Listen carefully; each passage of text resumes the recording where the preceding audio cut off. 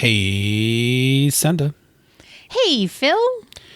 Do you want to have a chit chat? Because, the world's on fire. Yeah. Let's have a chit chat. Although, it's not like Australia. It's the other kind. Oh, it's just the storming. It's the storm kind. It's dumpster fire 2.0. Woohoo! Cue music.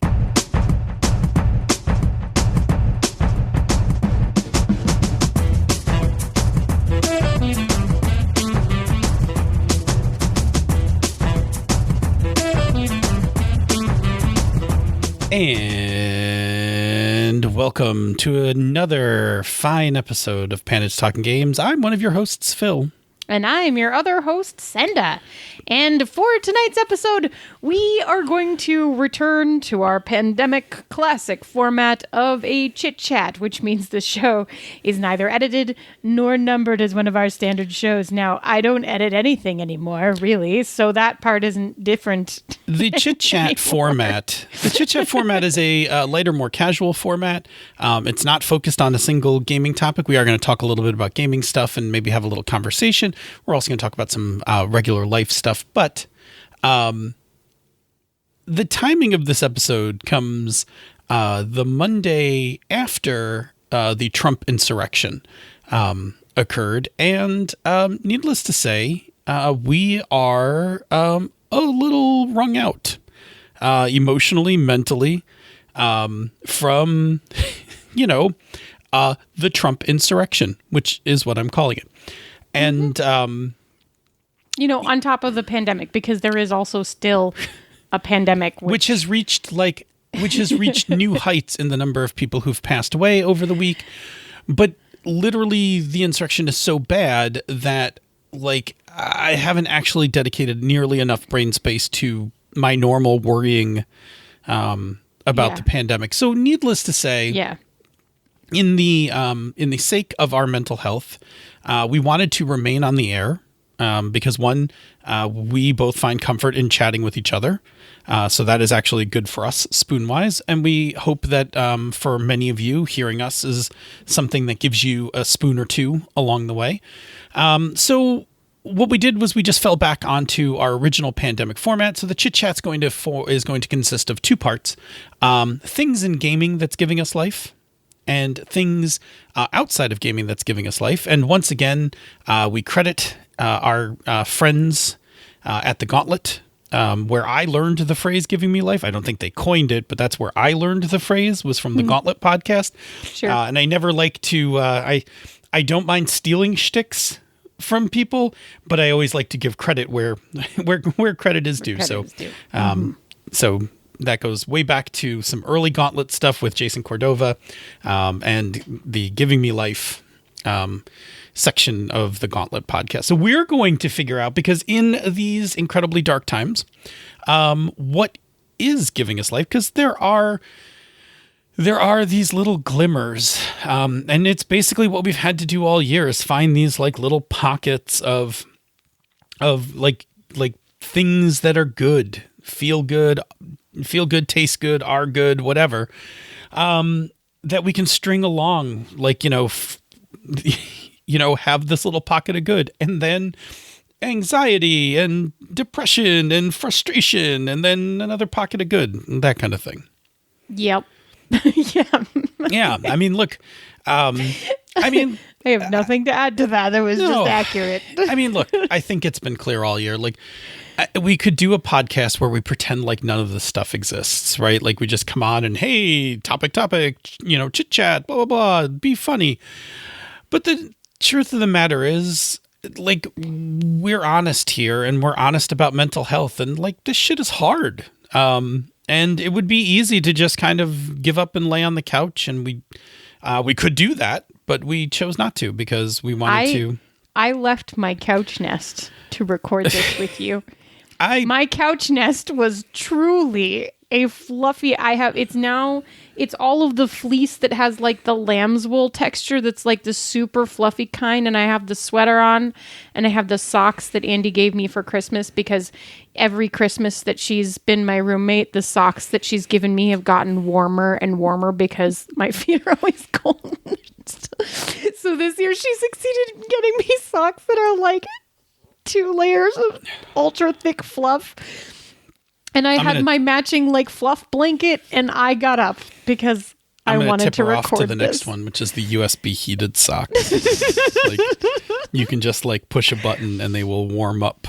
Like, that's like. I mean, the only problematic part of that is like, where do I plug the USB in? That's in a handy relation to my feet, you know? Well, you don't wear them while they're plugged in. Oh, you don't? You charge them. Oh my God! My office mate had a pair of gloves like this for golfing. Like, you plug them into charge, and then you wear them to the golf course, and you just like push a button, and they warm up. I don't know if I can wait till like the next gift giving holiday for these. Like, I'll go take a look. This might have to be a sooner thing. Anyway. All right. So anyway, the point being is that look, if you are in the US, it's pretty dark right now. Like, it's not good.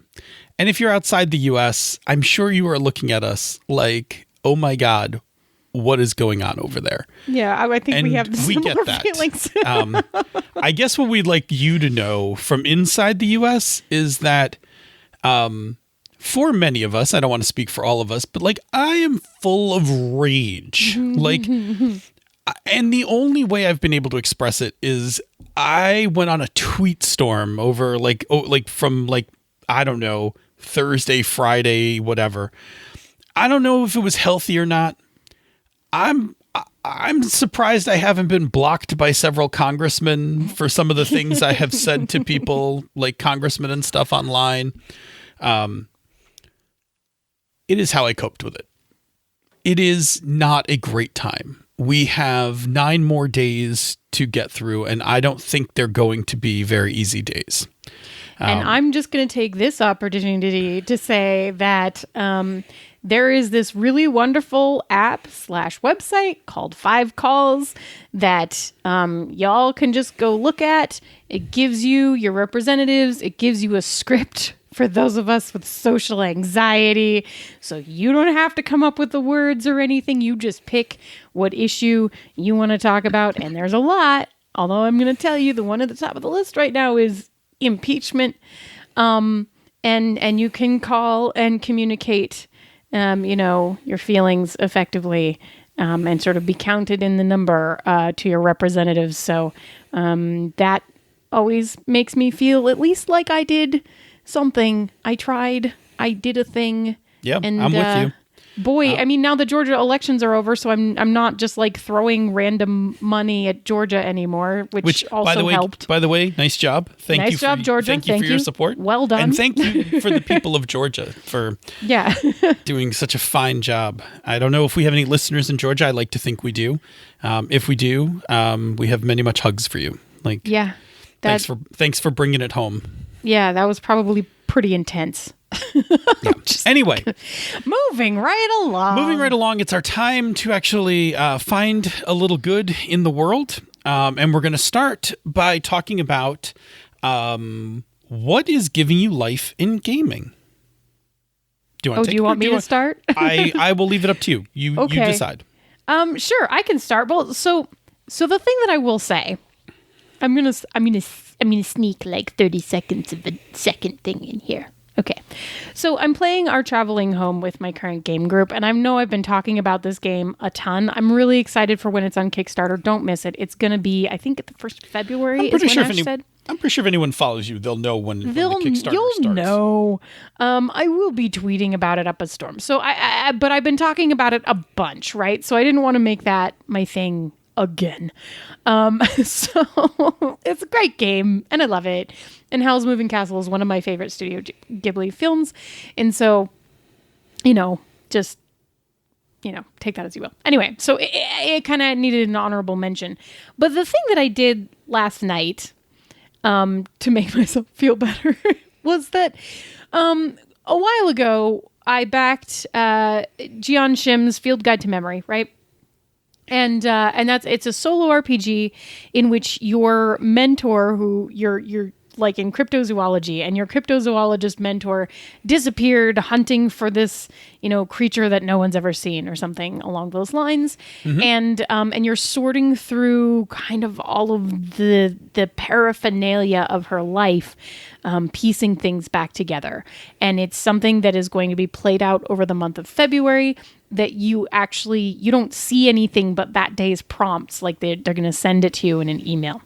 So it's going to be a daily thing for a while. And I'm really, really excited about it because it's a thing that gives you like a specific scheduled like task, which in these days of like, does time even exist? Like, I really appreciate that stuff. And like, do I think that I'll probably get off sometimes and like have to do 2 in one day or something? Probably yes, but that's okay. Like, it's going to be all right. Anyway, so I talked about this before because I was going to JetPens to find the perfect notebook. I believe in a previous episode of Talking Games, we discussed notebooks. Getting the proper pen.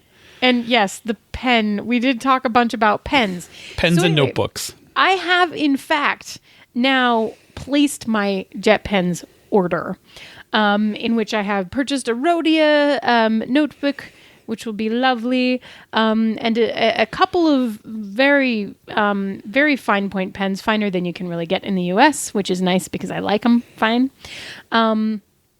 And a couple of things to bring the shipping up to free. I mean, look, this is how JetPens gets you. Like, I need a pen and a notebook. Oh, like it used to be free shipping at $25, and then I think after the pandemic it became free shipping like at $35. And it's not hard to get to $35. No. The trick is it's really like The Price is Right. Like, how close can you get to $35? So like, because I started like needing $15 worth of stuff. Yeah. I'm going to buy another 20, but I'm trying not to buy another 50. Right. I mean, so I had $26.85 in my cart or whatever, right? When I had the pens that I wanted and the notebook that I wanted for Field Guide to Memory. So then I added these adorable folders, and then I needed and that brought it up to like 32. And I was like, okay. So then I was like, do I get something that I sort of want for like $3.50, or do I get this other pen that I really actually do want for another $6? So then it was like, $40. But anyway, all of that aside, I'm very delighted because I love to get adorable Japanese stationery. It's so cute. Look, cats on it. I am so taken with like functional and adorable at the same time. Wait till I get this brush pen. Anyway, I may also use this brush pen for this because why wouldn't you? It's so good. It's one of those little tiny ones. Okay, moving right along, because this was not the purpose of my giving me life, but obviously this is part of why it's giving me life. So I ordered that stuff. I'm really excited about it, and I'm really excited about it in the way that way back towards the beginning of the pandemic, when we were writing letters and stuff in my game group, being able to create and have that like personal creation time that has no expectations from anyone except myself, and be able to like engage in that creative process and the creation of that space through the physical tools that I am investing in for the playing of this game, which is like when I got all the letter stuff, right? Like I got the wax and I got the seals and I got the everything. So I want to just jump in real quick with because I've been listening, and I want to tease out a gaming topic here. Sure. Because we are still a gaming podcast, of course, right? Yes. So listening to you, what I've hit on is that there was a piece of advice that David Allen gives in Getting Things Done when he talks about setting up your system for managing your time, right? And I remember, like, I can remember clearly where I was when I first heard this, and it was one of the most profound things I've heard about time, about that kind of like time management and stuff, but it applies directly to RPGs as well, which is the intensity by which you will engage you will engage a thing is proportional to how much you enjoy the tools you use by which you engage it.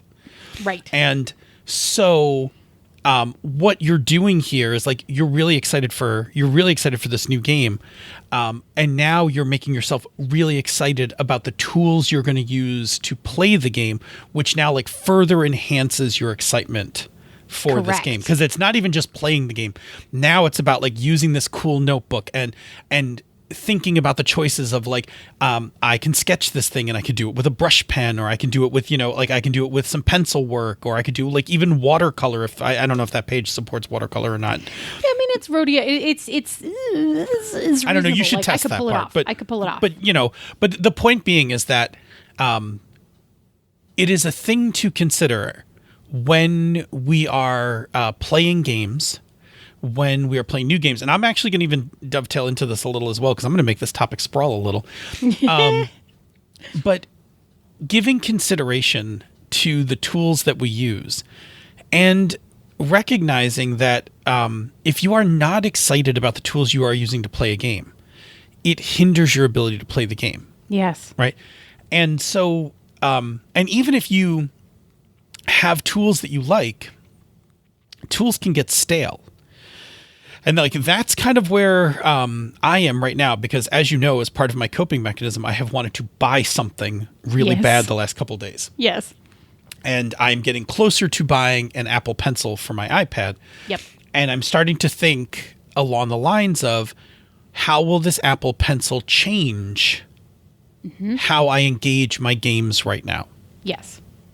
Right? Because I've had a pretty optimal system for engaging my games for some time. Yeah. But now I'm starting to entertain the thought, like, perhaps it's time to shake some of that up. Yeah. And do some things differently, in part because then it will make me excited, like running stuff again. Yeah. Like, not that I'm not excited running stuff, because I'm going to talk about some stuff in a minute, but it will just make things more exciting. Yeah.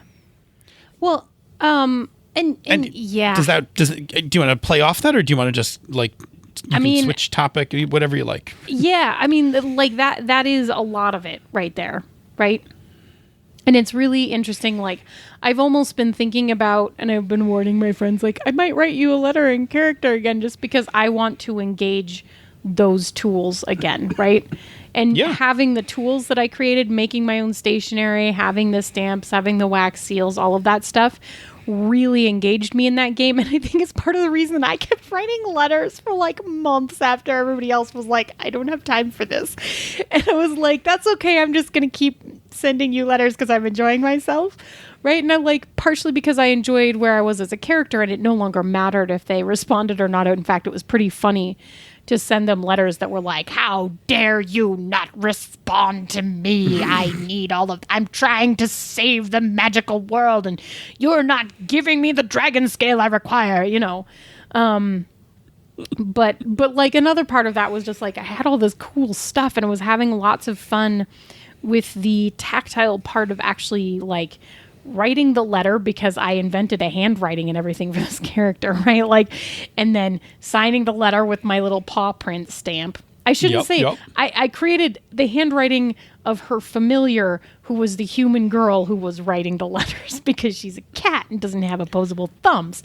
So she dictates. So she signs them with a little paw print, which I have a stamp for him, right? All of that kind of stuff. So, so it was that. So I'm really excited to engage on that level with Field Guide to Memory, and like, we're getting closer to February, my friends. So the only other thing that I wanted to add to that is, unfortunately, that Kickstarter is closed now. You have missed it. If you didn't catch it, you did miss it. However, there is a really neat looking bundle of solo RPGs called Solo But Not Alone, currently on itch. Which you could go get for $10 or more, of course. And it is supporting let's see, it's supporting a charity called Jasper's Game Day, which is an organization dedicated to making sure that people know that they're not alone and helping in suicide prevention, right? So if you would like to engage in something like this, that is a really neat looking collection of games. I've been flipping through it. I'm probably going to jump in on that because I'm like, more solo games. This would be cool. I don't know if I'm going to quite go whole hog investing like a notebook for every single one of them, right? But like, I am excited about the idea of doing more things like this. And I think that when Field Guide to Memory is over, I may pick up some more of these ones. So I'm probably just going to get this whole bundle so that I have them sitting and ready for me. And actually, I was chatting with Becky Annison on Twitter, and she is doing something similar because we actually had a notebook conversation about like, oh my gosh, what notebook are we going to use for Field Guide to Memory? Right? And she's doing a traveler's notebook situation like you had started doing, Phil, but she's doing it so that she can have one of the little insert notebooks for each of the solo games she's playing, because she's intending to play a bunch of them, and then they each have their own notebook and they won't get mixed together, which is brilliant. So I mean, I definitely did the traveler notebook thing for a while. I struggled with it in that that if you leave them in the notebook, it is harder and harder to write with them. Yeah. But the actual notebooks themselves, like if you take them out, are soft cover. They're, kind of weird shaped if you get the tall one. Yeah. But they're quite lovely to write on. Like I wrote a bunch on several of those notebooks, and then you can fit them back in. Flip it back in. Yeah. But I mean, it just seemed like a really effective way to use a multi-mini notebook together in one binding system to be able to say, this notebook is for Field Guide to Memory and this other one is for someone else's game, and have all that stuff separated. I'm not sure how I'm going to manage that. I will do that. We'll see what happens with that. But anyway, so I think that's the thing that's giving me life right now is that excitement about new tools with which to engage a new game. So that I am excited both about the game itself and about the tools and about the creative endeavor. And I'm going to be honest, part of what's exciting about this game for me, part of the reason that I was all in terms of backing it, not only does it sound like it creates a very neat experience as you play through it, it also sounds like it has the potential to create a very cool artifact once you are done, which is the reason that I was like, I need a really neat notebook for this, because this is a game that is going to generate this artifact that I'm going to want to be able to keep and go back to. It's going to be really neat. So I used to be really big into Moleskine notebooks. Yeah. When they first reemerged, and I went to Paris on my honeymoon. Yeah, and my notebook that was with me during my time in Paris is full of all sorts of artifacts. Like it has some general notes, and it even has stuff just written down, not to forget, when are the museum hours for the Louvre and things like that. Right. But also, every night I would kind of plan out the day, which subways we had to take, which stops, and I would sketch the subway map into the notebook just for the lines that we were taking stuff. So that notebook has all these really I'm terrible at drawing, but it has my terrible drawings along with all these different notes, as well as most kinds always have this envelope in the back cover where you can put things. So there are tickets and receipts and stuff like that stuffed in them. So yes, I totally get it. I totally get the idea of having a physical artifact. Yeah, of an experience. Absolutely. Yeah, it's very exciting. It's fantastic. I'm going to... it is the thing I will do again in future travels, is to have that kind of notebook and artifact experience. Yeah. Yeah, I think that would be fun. Cool. Great topic. Yeah. Really fantastic topic, the discussion of tools. And I highly encourage people that if you're feeling a little stale with your tools, it is okay to shake it up. And maybe you won't like it. Maybe you'll try it and go back to what you were doing before. Maybe you'll try it and love it. But I highly recommend, like, if you want to increase your engagement, either be excited about your tools, and if you're not excited about your tools, do something to be excited about them. Yeah. So I'm excited about this game on all fronts, which is great. So that's what's giving me life. I'm like, now I just got to count down the days. Yeah. Till February. So Phil, what's giving you life? So I'll try. I'll try not to make. I'll try not to make this too long. But I had this really interesting. I've been connecting some dots while we were talking. Yeah. But I'll start with what initially gave me inspiration. So I'm, as you know, I've been playing Forbidden Lands for some time, and I'm playing their published campaign, the Raven Purge, which, let me tell you, the Raven Purge is literally a book of, here's a whole bunch of possible stuff. Here's some suggestions of how it connects together. Here's the ending. Good luck. Like, Bye. It is very much just like a toolbox worth of places, locations, people, with a few suggestions along the way. And then an ending, which is like, once you kind of do all this other stuff, you could do the ending. Right. Which is kind of a cool way to set up a campaign. So anyway, that's not the thing that was making me excited. So in the game, my characters are now hunting for these 3 jewels that are in these 3 artifacts. Right. And I have to be a little vague here because I don't know if any of my players are listening to this podcast. Bob might. Yeah, exactly. I don't know if Bob's listening to any podcast, but just in case, I got to be a little vague here. So I'm in the middle of the session, and the players are leaning towards, like, they've been doing research about one particular artifact, and I was like, good, this is good. Cool. I kind of understand the breadcrumbs I need to kind of lay down to get them onto the quest path. Sure. Okay. But as I was doing that, and as we were playing, like, we were in the middle of scenes, and we were doing some good role play. This was another interlude session. Mm-hmm. We were doing some role play stuff, and in the middle of it, I suddenly came up with the inspiration of where to put one of the artifacts. And in doing so, tying it to another plot line that I've had running in the background. Yeah. So it was just this, like, great moment of confluence where 2 things come together. Yeah. Because I'm kind of like, in my head, like, I'm doing all this, like, I mean, you know how this is when you're a GM, right? So I'm doing this, like, I'm chatting with the players, and we're role playing, and they're talking to each other. And in the back of my head, I'm like, okay, I got this whole other storyline. What the hell am I going to do with this storyline? Like, I've put it out there, and it's interesting, but I don't necessarily think the players are going to fully bite on it. At the same time, I also haven't placed the other artifacts in the world. Like, I have suggestions where to put them, but I haven't committed to anything. Right. And then finally, I was like, oh, chocolate peanut butter. Like, oh, chocolate peanut butter moment. This artifact needs to go into this storyline. Adventure. And now this storyline goes from moderately interesting to way cooler. Yeah. Like, way cooler.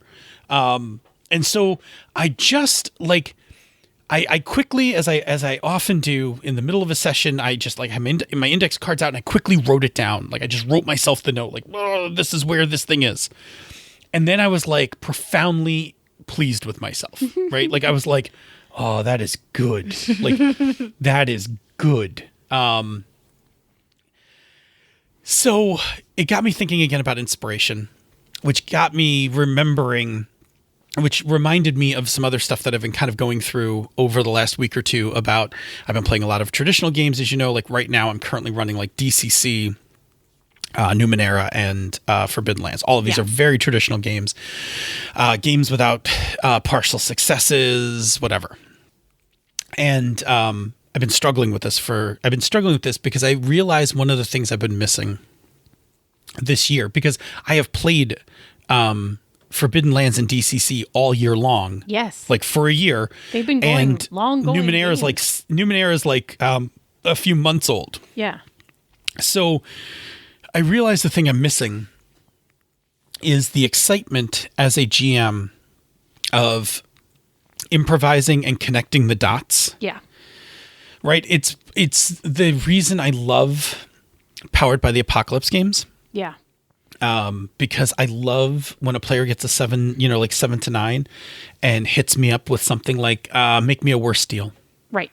Right. Or, I have to come up with a hard bargain. right?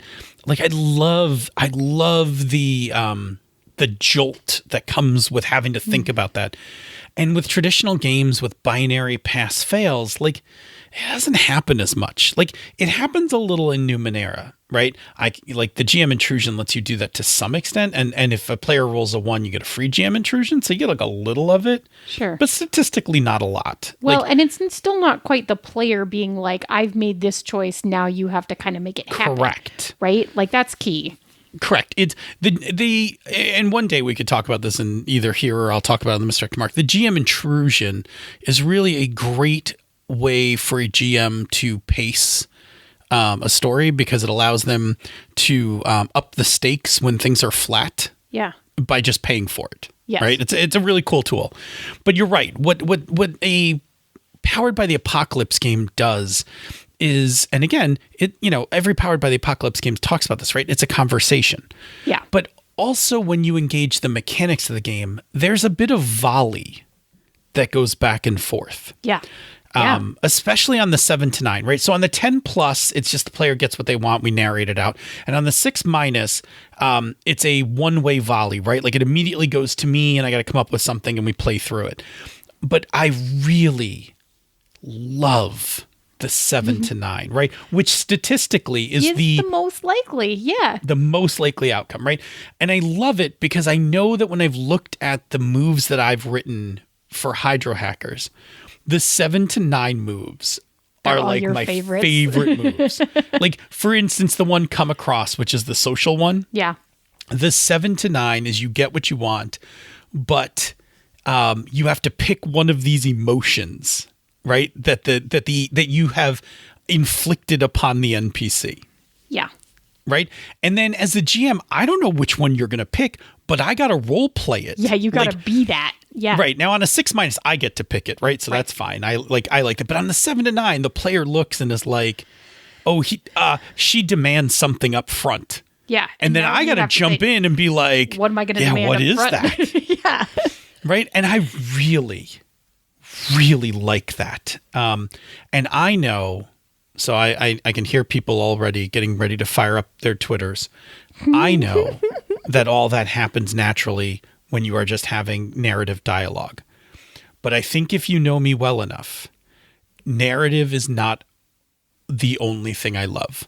I love when the mechanics engage the narrative. And so for me, I've come to realize how much I have missed playing PBTA games because I love how that volley of you pick a thing and now I have to incorporate it. Yeah.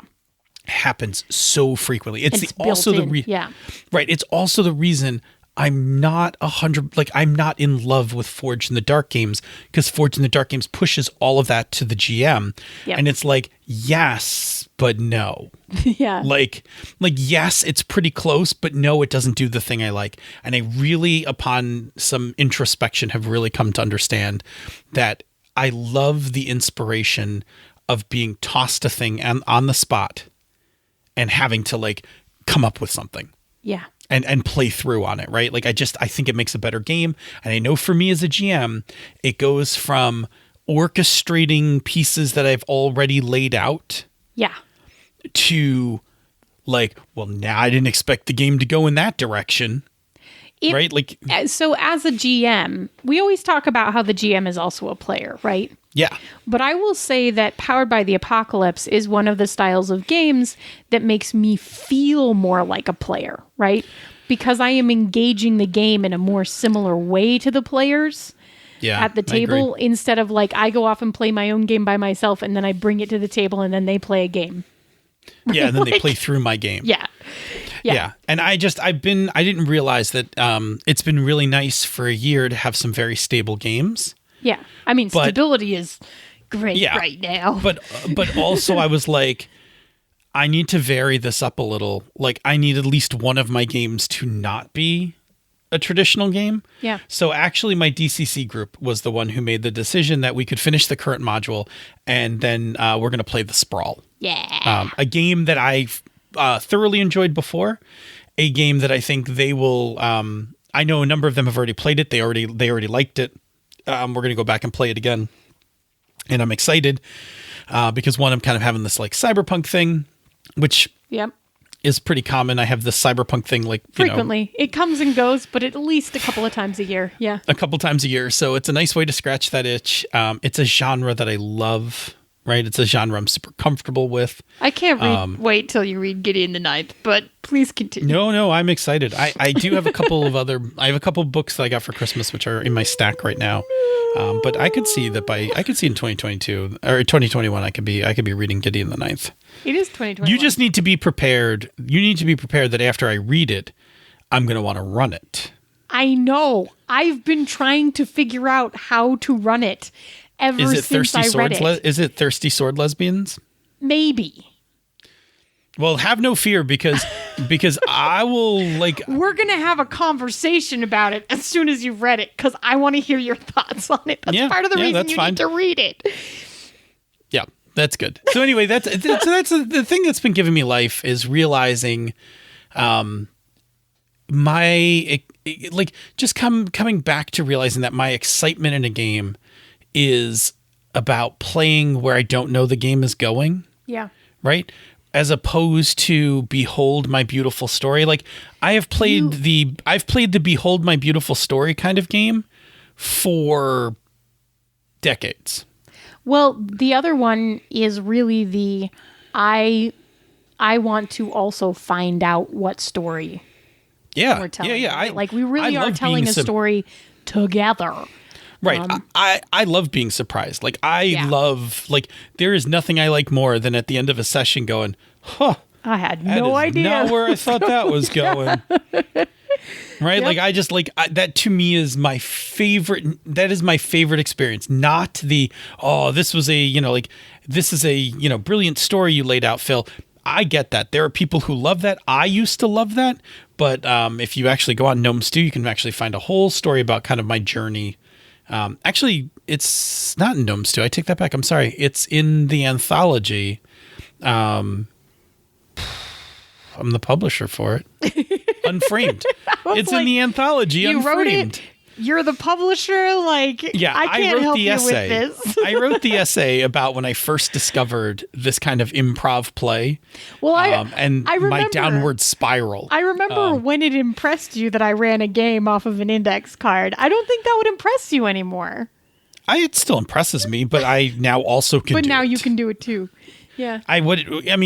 It always impresses me. I just now I took the time. I took a few years to learn how to do that. Yeah. And I like it. I really I find that my GM enjoyment is derived from playing in that unknown space and seeing where things go. Well, that was the thing that to me utterly made the difference, right? I played and I played and I played and I played, and I didn't understand that as a GM you could be anything other than sort of the architect, right? Yeah. And as soon as I understood that I didn't have to be an architect and could actually also engage while not knowing the story, that's when I started GMing, because all of my previous attempts to function as an architect didn't work. That architectural GMing is not a style of GMing that I'm good at. I'm sure I could invest some time and learn how to do it, but I also don't know if I'm necessarily interested in doing that. But that was the thing, understanding the difference between those two modes, and then that there were games that would give me the one that worked for me and support me in doing that. That's what launched me into actually running games. And just to be clear one last time, because I can hear the Twitters firing up in the background. Yeah, we're talking about mechanics support. Every game does this on some level. Yeah. But other games have the mechanics of the game that also do this. Right. And it's that space that I really enjoy. Yeah.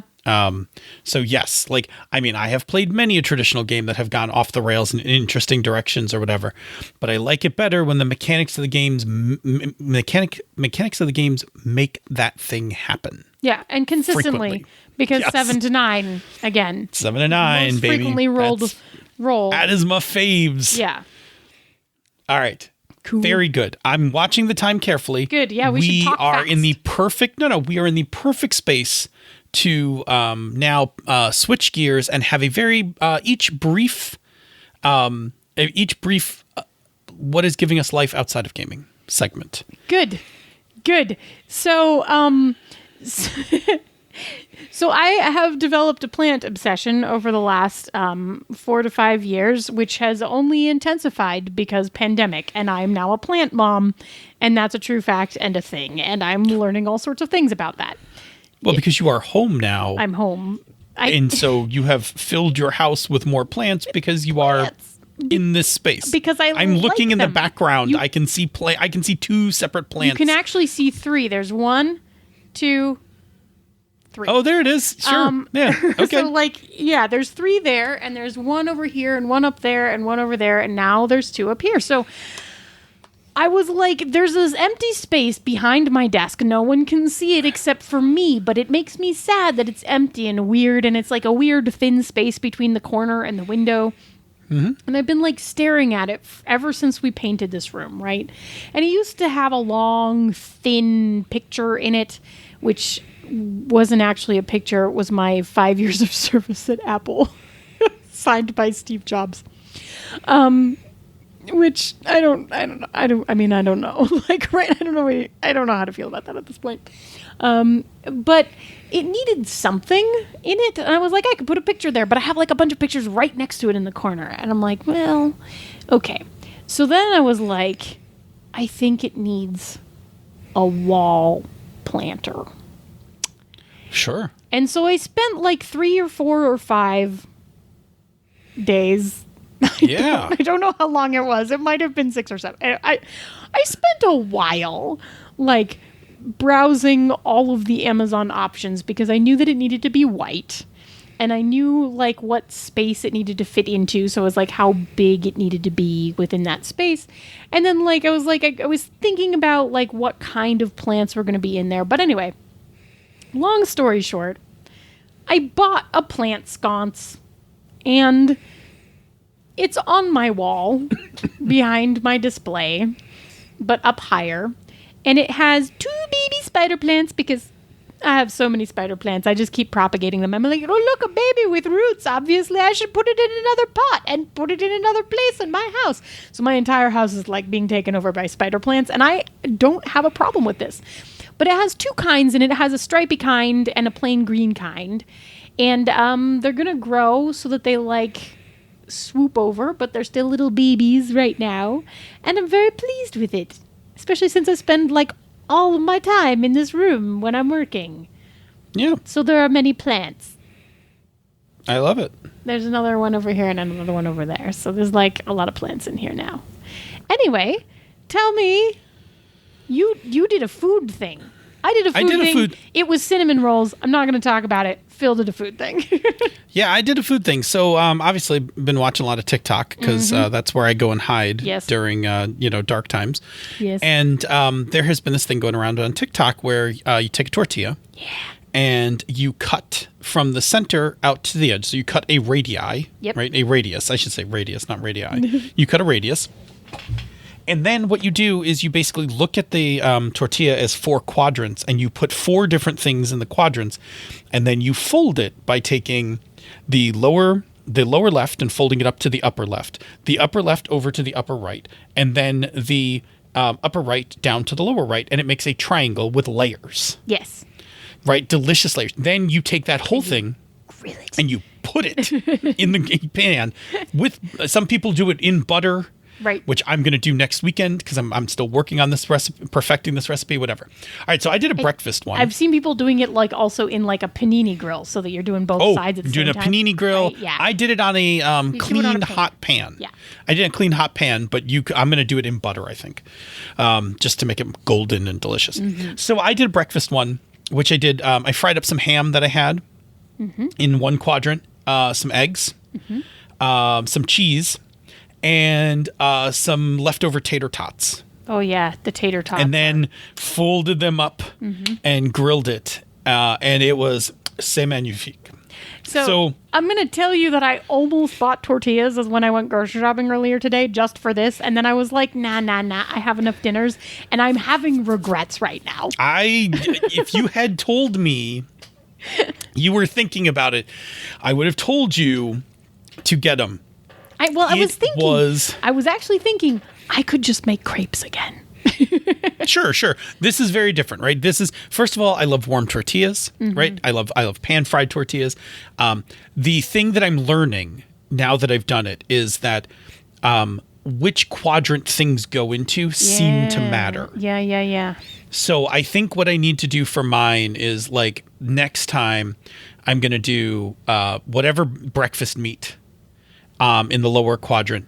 Eggs, potatoes, and then cheese, because the cheese will then seals it. I'm going to probably put some cheese in with the eggs. Yeah. Just a little cheese in with the eggs. Yeah.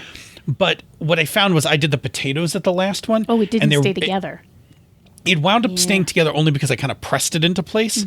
But I think it would stay much better that if I put some cheese there, it would, because that'll hit the pan. Yeah, that'll glue right? Because I'll put it that side down. It'll glue it shut. Yeah. Now, I did not have any problem with mine falling apart, but I'm like kind of reviewing, like my after action report and having watched a few more TikToks on this. And I'm like, okay, quadrants matter.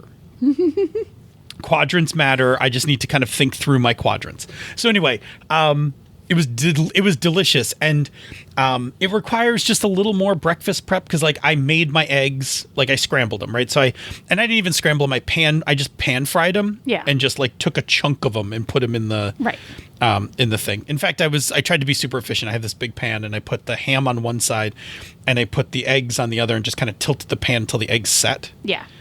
And then they were curved because they were against the pan. So that was and when the I top. cut them, they actually fit right into, like, they fit like little quadrants. Beautiful. Anyway, it's given me life. I highly recommend it.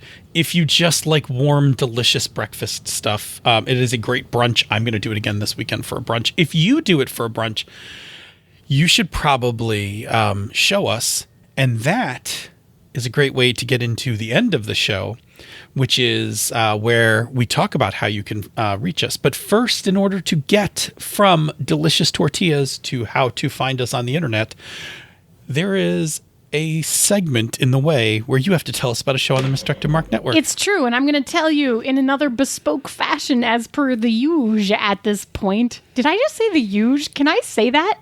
No. I don't think I can say that. I think I'm too close to 40 to say No, sorry, elder millennial. I don't think you get that. Sorry.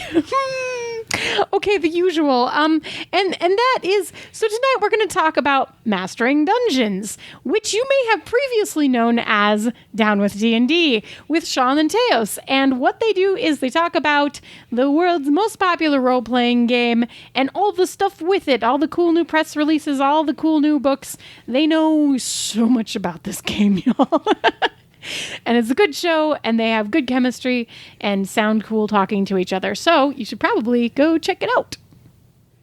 Yes. Yes. You should. Yes. Say, Senda, how do people find us on the internet? Well, you can find us on Twitter at Pandas Talk Games.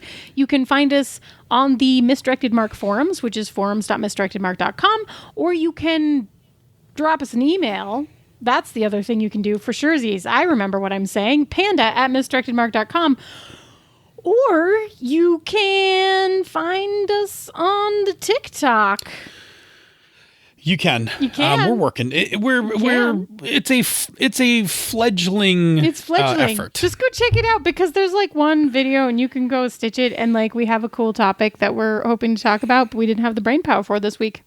Oh no, not this week. No, it was a good topic, but it's like woof, brain not. Excellent topic not from worky. Karen 12s, but not ready to dive in. Yeah. All right.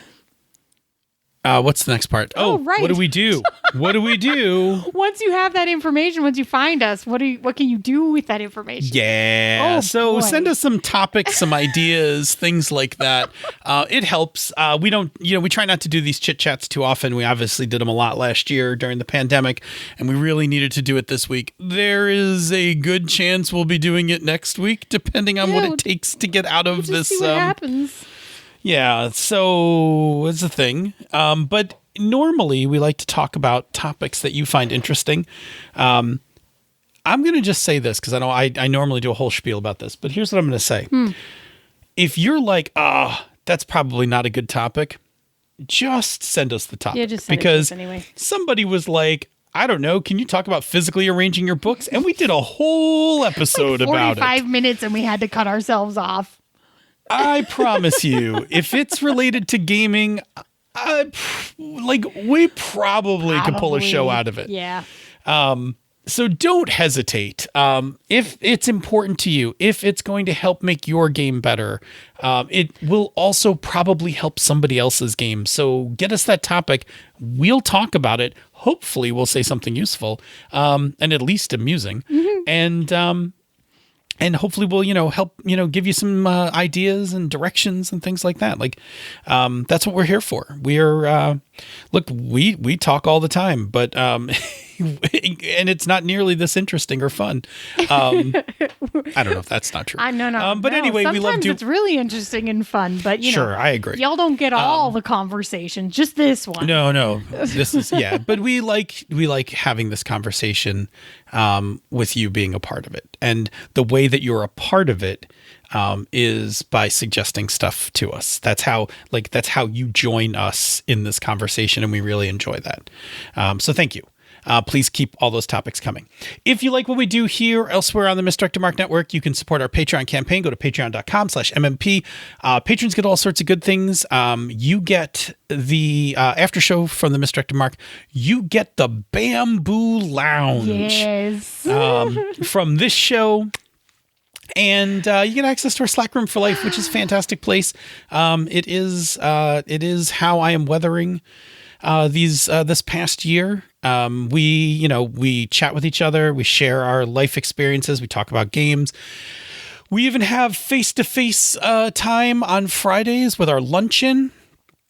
Named luncheon because I am East Coast centric and we have it when I'm having lunch. Yeah, fine, whatever. I mean, I'm hosting it, so we have it during when I'm having lunch. Having Everybody lunch. else jumps in on their own time schedule. It's anyway. Second breakfast. Sure. Absolutely. And if you're in Europe, it's your evening time, whatever. Okay. So, we thank you very much for your patronage. It is what makes all of this possible. And we hope we'll just keep doing it. You keep patroning, we'll keep podcasting. It's a great symbiotic relationship. Now, if you're already backing the Patreon campaign, we thank you very much. If you're unable to back the Patreon campaign, we totally understand. But there is a thing we need you to do, which is to help spread the word. We assume by now you've already told all your friends and family, and at least some of them are listening. If not, go back and tell them again. Tell them about the book sorting episode. You don't know. They might find that interesting. They need to sort books. We're going to submit that for the Ennies. Oh, God. Listen. No. We're not submitting it for the Ennies. We're not going to submit it for the Ennies, but I am going to say this. That's actually we actually did a good job on that topic. I'm pretty proud of it. I'm not going to edit that one down to 15 minutes and try to make it into an Ennie submission. It's not super exciting. No. All right. Anyway, let me get back to this. Sorry. Look, there's another thing you can do. It helps strangers find out who we are, because that is also important. We do we love you guys, but we would love to meet some new people too. And we can maintain all of our relationships. Like we can love you and we can love new people. Because that's a thing that we're good at. So anyway, how do we do that? There's a thing you do to help strangers find our podcast. What is it? You can leave us a rating or review on Apple Podcasts or the podcatcher of your choice. Every new review we get, wherever you put it, really does actually help new people find the show, because when they go to look for a podcast in that place, the reviews help us bubble up to the top. Or grow up to the top with little bamboo shoots and leaves. I don't know. The metaphor is falling apart on me a little bit here. Anyway, we super duper appreciate all of the reviews that we've already got, because they make us warm and fuzzy inside and want to just curl up like a panda and roll down a hill. Because they're great. So if you leave one somewhere that's not the US Apple Podcast Store, you should probably let us know about it. Because we may not see it, and we want to. We want to see them. We love seeing them. Thank you for writing them. We super appreciate it. Makes us very warm and fuzzy. Indeed, and we want does. to thank you for it. Say, Senda, what pen are you going to try out first when your package arrives? Oh my gosh.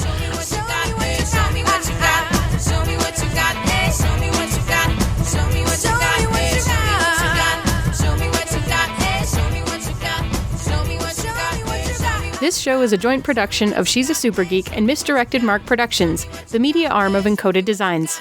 Show me what what you got, eh? Show me what you got. Show me what you got, eh? Show me what you got. Show me what you got, eh? Show me what you got. Show me what you got, eh? Bloopy. There we go. Excellent, excellent. Okay, just a little quick chit chat and save the rest for the Bamboo Lounge. Yeah, we don't really have to do very much up here at the beginning of the show. No, I just like some confirmatory waveformities. I want to see if you can hear my socks. Yeah, I think they're picking up. No. I can see tiny little waveform. Okay, so I just need to not rub my feet across the floor so that I don't. Future Senda is not mad at me. Okay. Okay. Very good. I feel like that's a thing a noise gate would take out, but who knows? Squeaky socks? Probably, but I don't usually edit that much anymore. Oh, there we go. Excellent. Alrighty. Very good. Are we ready? Yes, we're ready. Okay. Bloop. Do.